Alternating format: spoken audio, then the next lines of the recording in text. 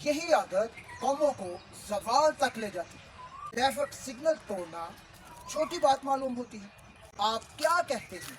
चालान भरना मसले का हल नहीं, असल मसला कानून की इज्जत ना करना है। हम कहते हैं मुल्क आगे क्यों नहीं बढ़ रहा, मगर सच ये है कि हम खुद कानून को पीछे धकेल रहे हैं।